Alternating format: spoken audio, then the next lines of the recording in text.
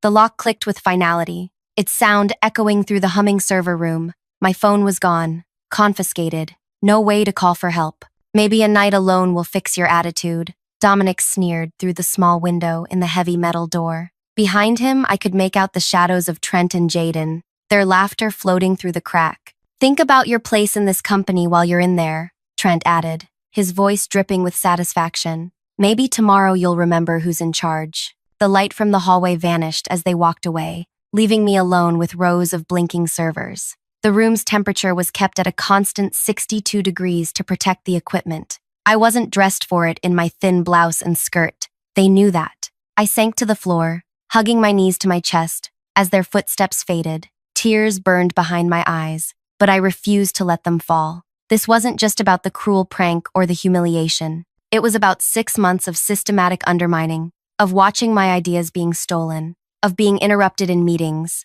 of working twice as hard for half the recognition. The company holiday party replayed in my head, just hours ago, when I'd finally spoken up after Dominic presented my database optimization solution as his own. The stunned silence as I'd stepped forward. The way his face had twisted in rage. "You're nothing but a troublemaker," he'd hissed when we returned to the office. "And I've had enough." I glanced at my watch.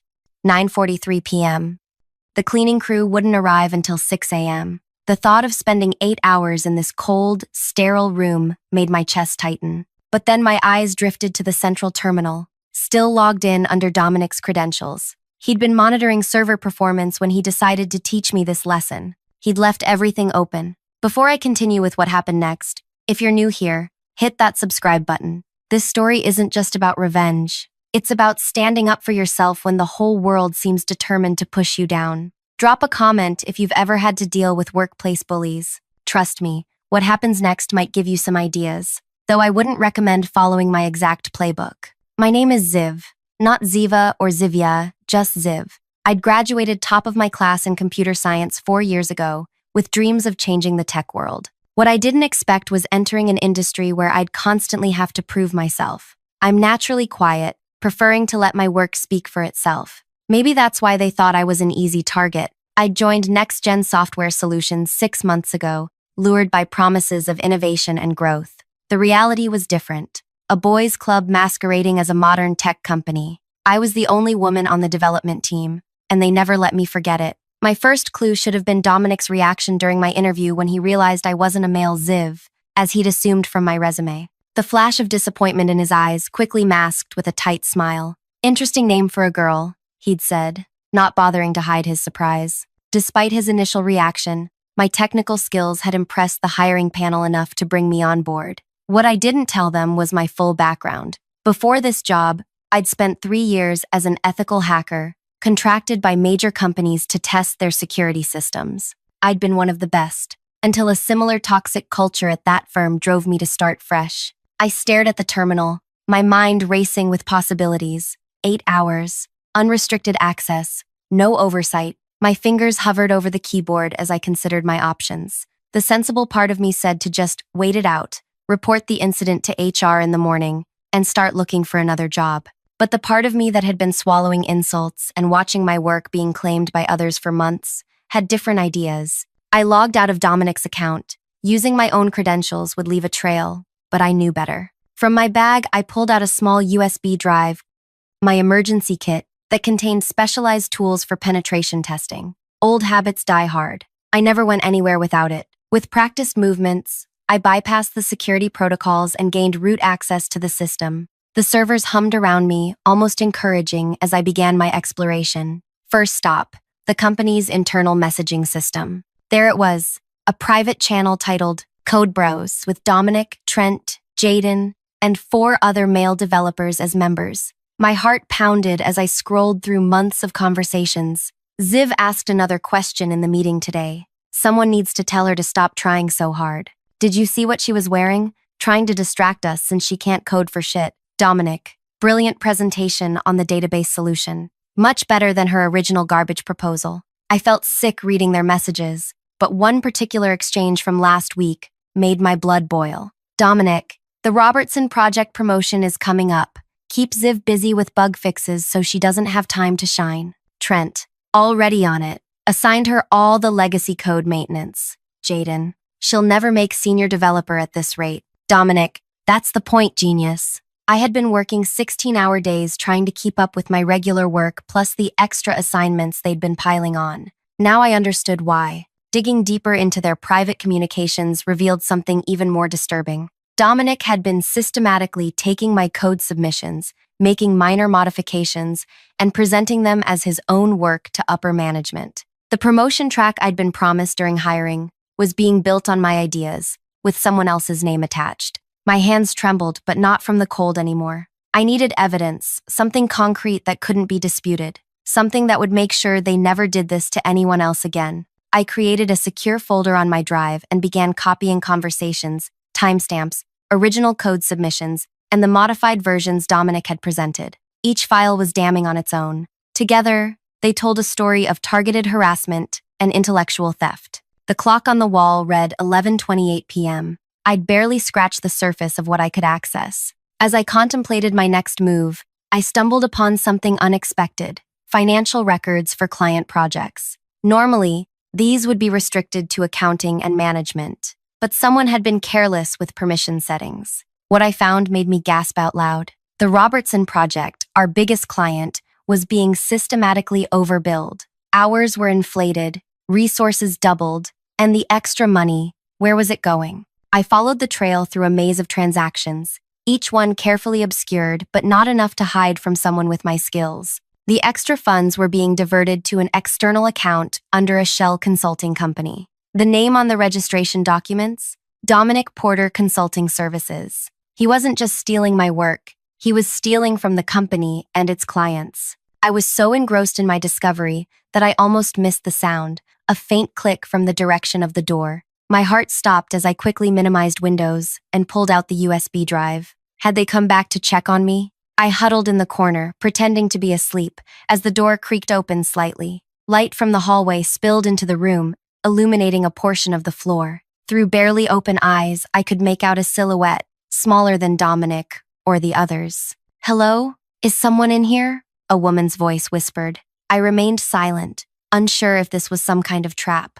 "I know someone's here." The system alerted to activity in this room. The door opened wider, revealing a woman I'd seen around the office but never spoken to. "Oh, you're the new developer, right? What are you doing locked in the server room at midnight?" I hesitated, not sure if I could trust her. In the dim blue light of the server room, I could make out her features now: dark hair pulled back in a practical ponytail, glasses perched on her nose, and an expression of genuine concern. "They locked me in," I finally admitted, my voice hoarse. "Dominic and his team said they wanted to teach me a lesson about my attitude." Her face hardened. "I'm Raya. I work in cybersecurity upstairs." She stepped fully into the room, letting the door close behind her. I got an alert about unusual access patterns. Now I understand why. I scrambled to my feet. "Are you going to report me?" Raya studied me for a long moment. "That depends on what you're doing." The look in her eyes told me she might be an ally, but I'd been wrong about people before. I decided to test the waters. "Did you know Dominic is stealing client funds through fake billing?" Her eyes widened. I suspected something was off with the Robertson account. "Show me." I pulled out my emergency USB again and plugged it back in, showing her the trail of financial documents I'd uncovered. As she leaned over my shoulder, examining the evidence, her breath caught. "This is serious criminal activity," she whispered. "But why are you looking into this?" The whole story came pouring out: the harassment, the stolen ideas, the systematic undermining, culminating in tonight's punishment. Raya's expression grew darker with each detail. "They did the same thing to me last year," she finally admitted. "I was supposed to be on the development team, but after I corrected Dominic in a meeting, I was suddenly transferred to cybersecurity, isolated, away from the main projects." She pushed her glasses up. "I thought I was alone." "You're not," I said, "and neither am I, apparently." For the next hour, Raya helped me navigate deeper into the company's systems. Her security credentials combined with my hacking skills made us an unstoppable team. We uncovered more victims. 3 other women had left the company in the past year alone, all after conflicts with Dominic's team. "They're going to suspect something if they find us both here in the morning," I said, glancing at the time. "It was nearly 2 a.m. Raya nodded. "I need to go back upstairs and delete the security alert that brought me here. But first, She pulled out her phone and took photos of several key documents on the screen. Insurance. Why are you helping me? I asked as she prepared to leave. She paused at the door. Because last year I was too afraid to fight back. I've been regretting it ever since. Her eyes met mine. What's your plan? I honestly hadn't thought that far ahead. Gather evidence and report it to HR? Raya's laugh was bitter. HR is in Dominic's pocket. His sister-in-law is the director. She shook her head. You need something bigger, something public, something they can't sweep under the rug. After she left, I sat in silence, considering her words. The server hummed around me, the only witness to my growing determination. I couldn't just expose Dominic. I needed to dismantle the entire toxic system he'd built. I turned back to the terminal and began a new search, looking for board members' contact information, company bylaws, and whistleblower protocols. If I was going to do this, I needed to understand the full battlefield. That's when I found it, buried in old emails between Dominic and the CEO. A conversation from before I was hired, discussing the upcoming government contract bid worth millions. We need to demonstrate diversity in our technical team for the federal requirements, the CEO had written. Find a female developer with the right credentials. Just make sure she doesn't interfere with our actual work. Dominic's response made my stomach churn. Already interviewing candidates. Found one with an ambiguous name who looks perfect on paper. She'll be our diversity hire, and we can keep her busy with minor tasks while the real team handles the contract. I was never meant to succeed here. I was hired specifically to be a token, to check a box for a lucrative contract. My technical skills, my education, my experience, none of it mattered to them. I was just a woman-shaped prop in their corporate theater. The realization hit me like a physical blow. Tears welled up again, but this time from pure rage. I'd been working myself to exhaustion, trying to prove my worth to people who had decided I was worthless before they'd even met me. I closed my eyes, letting the fury wash through me. When I opened them again, my vision was crystal clear. This wasn't just about seeking justice for myself anymore. This was about changing the system. I created a new folder on my USB drive labeled Operation Reset and began working methodically. Over the next few hours, I compiled evidence, created backups, and developed a comprehensive picture of the corruption running through NextGen. The financial fraud was just the tip of the iceberg. There was harassment, discrimination, bid rigging, and client deception at every level. Around 4 a.m., my phone vibrated with a text from an unknown number. It's Raya. Deleted the security alerts. Found something else you should see. Check your email. Used company VPN to mask it. I accessed my personal email through a secure browser and found a message with a large attachment. Raya had sent me personnel files, exit interviews from former employees, all containing redacted complaints about Dominic and his team. She'd also included a note. HR deleted these from the system, but I keep backups of everything. Good luck. With this final piece, my evidence was complete. Now I needed a strategy, a way to release this information that would guarantee action. Going to the CEO was pointless. He was complicit. The board members were mostly old friends of the founder. The legal system would take too long, and corporate lawyers would bury the case in paperwork. I needed something immediate and undeniable. As I contemplated my options, I heard footsteps in the corridor outside. My heart pounded as I quickly closed everything, removed my USB, and returned to my corner, pretending to be asleep. The door opened and the light flicked on. Rise and shine, princess, Dominic's voice boomed. Night in the dungeon teach you anything? I blinked up at him, feigning grogginess. Trent and Jaden flanked him, all three wearing identical smirks. Behind them stood Carson, the newest member of their team, looking uncomfortable. I asked you a question, Dominic pressed, his tone hardening. I stood slowly, my legs stiff from the cold and hours of sitting. Yes, I said quietly. I learned a lot. Good, he nodded, clearly satisfied with what he perceived as my broken spirit. Then you can start by apologizing to me and the team for your behavior at the party. I looked at each of them in turn, noting their expectant faces. They were waiting for my submission, my defeat. I'm sorry, I began, my voice barely above a whisper. Dominic's smile widened, louder, so everyone can hear you. I'm sorry, I repeated, raising my voice slightly, that you felt threatened enough by my abilities to lock me in a server room overnight. The smiles vanished instantly. I'm sorry that you're so insecure about your own skills that you need to steal my work. Dominic's face reddened. You little. And I'm especially sorry, I continued, stepping toward them, that you were stupid enough to leave me alone all night with access to everything I needed to expose you. The color drained from Dominic's face as he glanced at the terminal, still showing the login screen. What did you do? He whispered. I smiled, a cold expression that made even Trent step back. I guess you'll find out. Carson looked between us, confusion evident on his face. What's she talking about, Dom? Before Dominic could respond, his phone began ringing. He pulled it out, glanced at the screen, and his expression turned to pure panic. It's the CEO, he said, his voice cracking. Why is he calling me at 6 a.m.? Dominic stepped away to take the call, his face growing paler with each passing second. The others watched him nervously, glancing between their leader and me. I remained perfectly still, my expression neutral, despite the adrenaline coursing through my veins. Yes, sir. Right away, sir. We'll be there immediately. Dominic stammered before ending the call. He turned to me, eyes narrow with suspicion and fear. What have you done? I tilted my head slightly. Maybe you should check your email. All four men pulled out their phones at once, the synchronized look of horror that spread across their faces as they read whatever had been sent would have been comical under different circumstances. This is illegal, Dominic hissed, waving his phone in my face. You can't access private company information,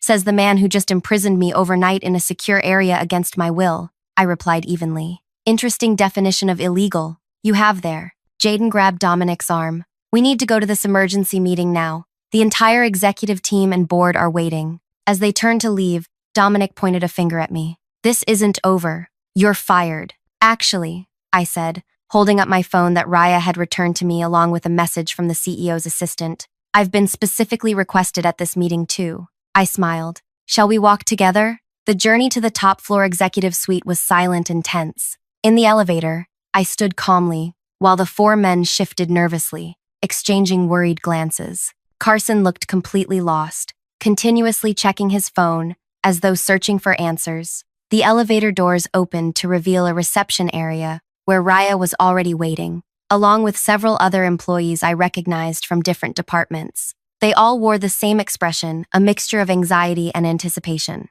What's going on? Carson whispered to Trent, who ignored him. The CEO's assistant, Miranda, appeared from behind the heavy mahogany doors of the conference room. Everyone is waiting. Please come in. The scene inside would be forever etched in my memory. The long conference table was filled with board members, executives, and legal representatives. At the head of the table sat CEO Nathan Walsh, his face a mask of controlled fury. A large screen on the wall displayed various documents and chat logs, the familiar evidence I had collected overnight. Sit down, Nathan ordered, pointing to the empty chairs on one side of the table. Dominic and his team took their seats nervously. I moved toward the other side, where Raya had saved me a spot. Miss Ziv, Nathan addressed me directly. I've spent the last hour reviewing the information anonymously sent to every board member, executive, and key client of this company. He gestured to the screen. Would you care to explain how you came by this evidence? Every eye in the room turned to me.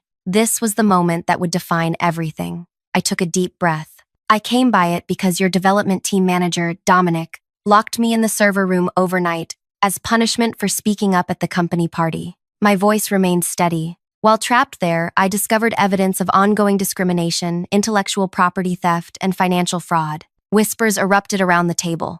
Nathan raised his hand for silence. That's ridiculous, Dominic interjected. She's making this up because she couldn't handle constructive criticism of her work. I smiled slightly. Check the building security logs from last night. Check the keycard access to the server room. Check the cameras in the hallway outside it. You'll see exactly what happened. Nathan nodded to someone at the end of the table, who began typing rapidly on a laptop. Furthermore, I continued, I've documented a pattern of behavior targeting not just myself, but every woman who's worked on the development team over the past 2 years. The evidence includes stolen work, deliberately sabotaged projects, and a coordinated campaign to force women to quit or transfer. These are serious accusations, said an older woman I recognized as the head of the board. But what about these financial documents? Are you suggesting actual criminal activity? Before I could answer, Dominic stood up. This is absurd. She broke into secure company systems. Whatever she found was obtained illegally. Actually, Raya spoke up for the first time. As the head of cybersecurity, I can confirm that no systems were broken into. All access was gained through legitimate credentials that were carelessly left logged in or through security vulnerabilities that my team has been warning about for months. The IT director, who had been checking security footage, looked up from his laptop. The camera footage confirms Miss Siv's story. She was locked in the server room at 9:43 p.m. last night and not released until 6:02 this morning. The room fell silent as the implications sank in. Is it true? Nathan finally asked, looking directly at Dominic. Did you lock an employee in a restricted area overnight without access to food, water, or proper facilities? Dominic's composure cracked. She needed to learn her place. She was undermining my authority, questioning decisions in front of clients. His outburst confirmed everything. Several board members physically recoiled at his words. What about the financial irregularities? Pressed the legal representative. The Robertson Project billing shows systematic fraud amounting to nearly $500,000. All eyes turned to Dominic again. Sweat beaded on his forehead as he realized he had no way out. It wasn't just him, I said, drawing attention back to myself. This was a coordinated effort by Dominic, Trent, and Jaden. Carson is new. I don't believe he was involved in the financial aspects, though he participated in the harassment. Carson's eyes widened. What? I never! The private chat logs say otherwise. Raya interrupted, putting a particular conversation on the main screen that showed Carson making derogatory comments about my appearance. For the next hour, the meeting continued as each piece of evidence was examined and verified. Technical experts confirmed my code had been stolen and presented as Dominic's. Financial auditors validated the billing fraud. HR was forced to acknowledge the pattern of complaints that had been systematically buried. Throughout it all, I remained calm, answering questions precisely and professionally. Inside, though, I was burning with satisfaction as I watched the carefully constructed world Dominic had built crumble around him. Near the end of the meeting, the head of the board addressed me directly. Miss Siv, the company owes you an apology for the treatment you've endured. What would you like to see happen here? This was the moment I'd been waiting for. My revenge wouldn't be shouting or threats. It would be systematic, just like their abuse had been. 3 things, I said clearly. First, immediate termination of those involved in fraud and harassment. Second, a complete review of all code contributions with proper credit restored to the original authors. Third, a structural change to how teams are managed, with clear reporting channels for misconduct that don't go through HR. The board members looked at each other, then back to me. That seems reasonable, the chairwoman said. Anything else?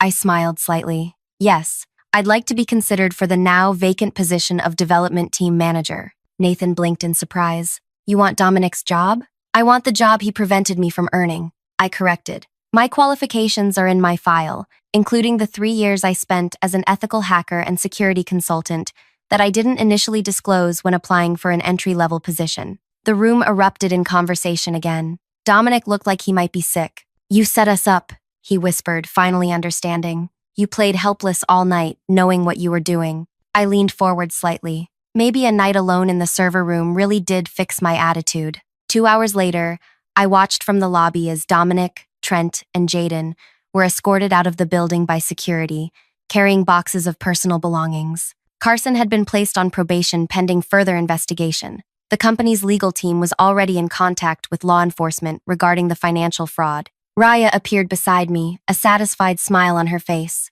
Well played, she said quietly. I didn't expect the coup de grace with asking for his job. It wasn't about the job, I admitted. It was about making sure they could never claim I wasn't qualified for it. So what happens now? You're really staying here after all this? I turned to her with a determined expression. The board approved my 3 conditions. They're announcing a complete reorganization of the development department. I'm not just staying, I'm helping rebuild this place from the ground up.